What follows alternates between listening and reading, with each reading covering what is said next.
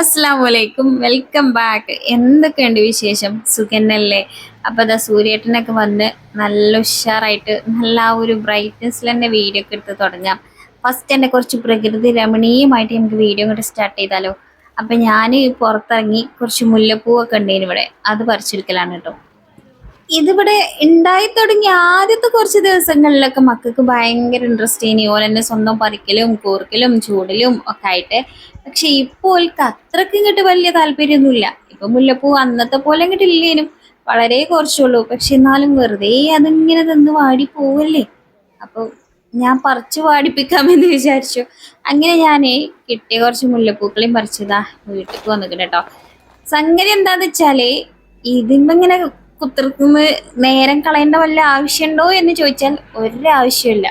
പിന്നെന്താ, ലൈഫ് എപ്പോഴും സീരിയസ് ആയി എടുത്താ പോലല്ലോ, കുറച്ച് നമുക്ക് നമ്മളതായിട്ടുള്ള ഓരോരോ പിരാന്ത് മണികൾക്കൊക്കെ പോണ്ടേ, അങ്ങനെ കളയാന്നുള്ളൂ കേട്ടോ. അല്ലാതെ അതും കൊണ്ട് പ്രത്യേകിച്ച് കാര്യമൊന്നുമില്ല. ഇന്നിപ്പോ പ്രത്യേകിച്ച് അർജന്റ് ഡ്യൂട്ടി ഒരു പണികളും ചെയ്യാനുമില്ല.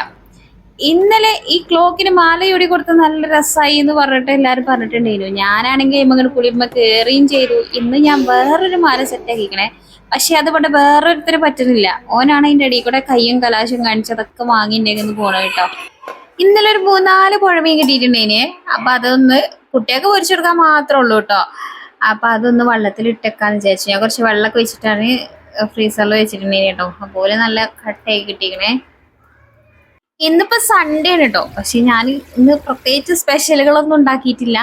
ഒന്നാമത് എന്തെങ്കിലുമൊക്കെ വാങ്ങിക്കൊണ്ട് നിരാൻ കുഞ്ഞുട്ടിക്ക് നേരല്ല. കുഞ്ഞുട്ടി ഇന്ന് ഭയങ്കര ബിസിയാണ്. പിന്നെ മൂപ്പർക്ക് ഒരു കല്യാണമൊക്കെ ഉണ്ട്.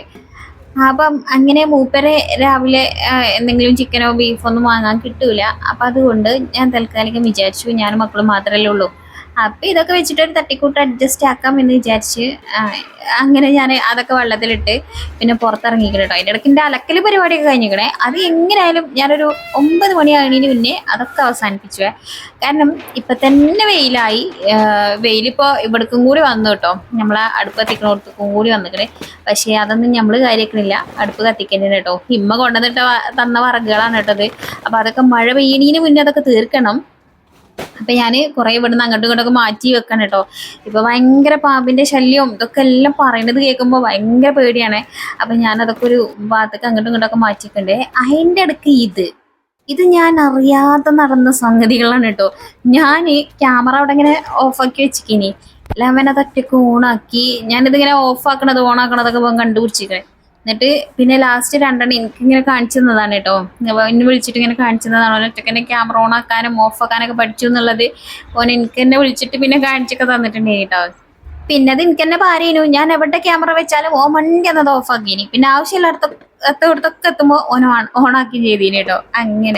അങ്ങനെ ചോറൊക്കെ അടുപ്പത്തിട്ട് പിന്നെ ക്യാരറ്റ് കുറച്ചുണ്ടായിന് കേട്ടോ. അപ്പം അത് വെച്ചിട്ട് ഉപ്പേരി ഉണ്ടാക്കാന്ന് വിചാരിച്ചു.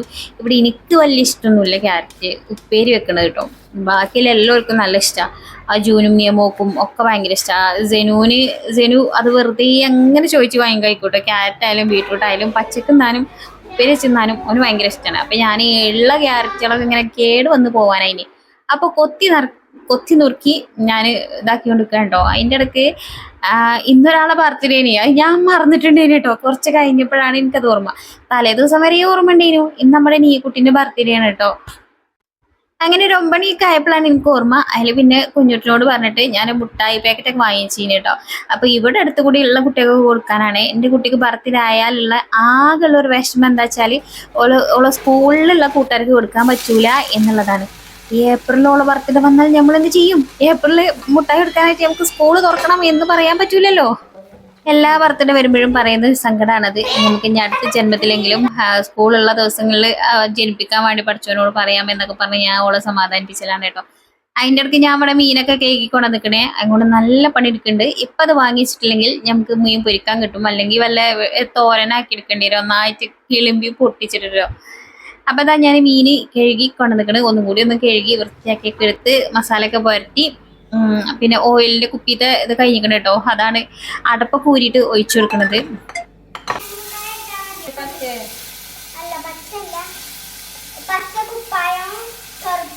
അങ്ങനെ അതൊക്കെ കഴിഞ്ഞപ്പോഴാണ് ഇന്ന് ലിസ്റ്റിൽ ഇല്ലാത്തൊരാളെ കിട്ടിയിട്ടുണ്ടേനി കേട്ടോ. നല്ല മുഴുത്ത 4 മാങ്ങകൾ കിട്ടിയിട്ടുണ്ടേനി.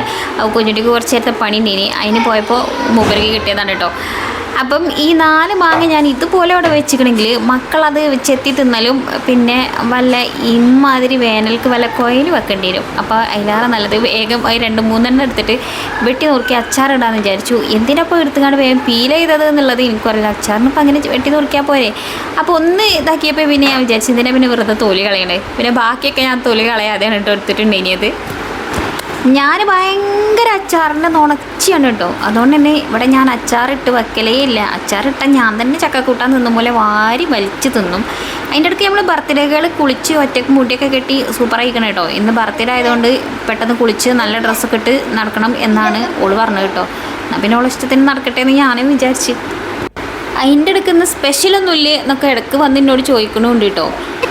വിചാരിക്കാത്ത നേരത്ത് മാങ്ങ കിട്ടിയ അതുകൊണ്ട് തന്നെ വിചാരിച്ചിട്ടുണ്ടായില്ല അച്ചാറിടാൻ. അങ്ങനെ വിചാരിച്ചാത്ത സമയത്ത് വിചാരിച്ചാത്ത സാധനങ്ങളൊക്കെ വന്നപ്പോൾ വിചാരിച്ചാത്ത രീതിയിൽ പണിയൊക്കെ വന്നപ്പോൾ പിന്നെ ഞാൻ വിചാരിച്ചു എന്തായാലും അച്ചാറിടാൻ വിചാരിച്ച സാധനങ്ങളൊന്നും ഇവിടെ ഇല്ലേനും. അപ്പോൾ പിന്നെ വിചാരിച്ച സാധനങ്ങൾ വെച്ച് ഇല്ല സാധനങ്ങൾ വെച്ചിട്ട് തട്ടിക്കൂട്ടിയൊരു അച്ചാറും വല്ലാത്തൊരു വിചാരങ്ങളായി പോയത്.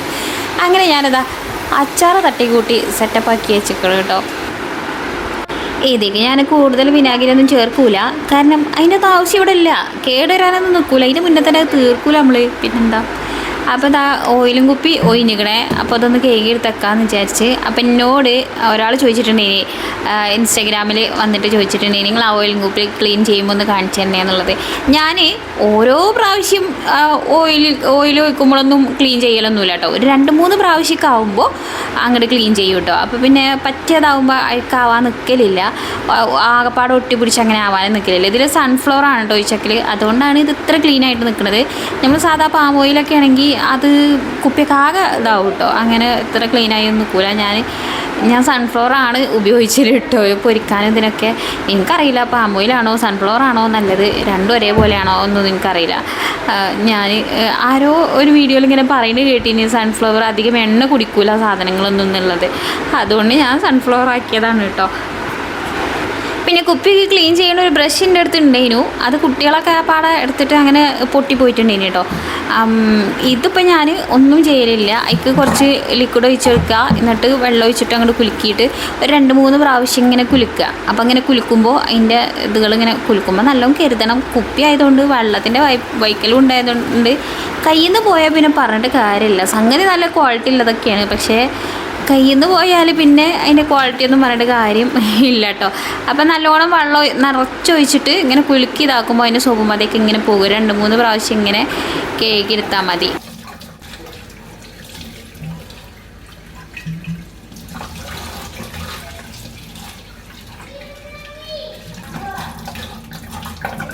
എനിക്ക് കഴുകണമെന്ന് വലിയ പാടായിട്ടൊന്നും തോന്നിയിട്ടില്ല. ഇത് വെള്ളം കളഞ്ഞെടുക്കലാണ് കുറച്ച് പാട്. ഇങ്ങനെ കൗത്തി വെക്കാനും പറ്റൂല. എനിക്ക് ഭയങ്കര പേടിയാണ് കേട്ടോ.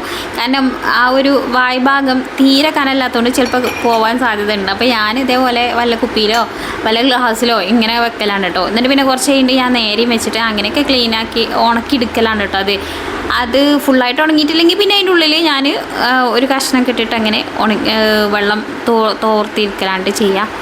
ഉച്ച സമയമായപ്പോൾ കിട്ടിയവനതൊരു ഫാനും കഴിച്ച് ഇവിടെ ഇരിക്കുന്നുണ്ട് കേട്ടോ. അപ്പോൾ നമ്മൾ ഫാനിൻ്റെ ഉള്ളിലൊക്കെ നിറച്ച് പൊടിയനെ.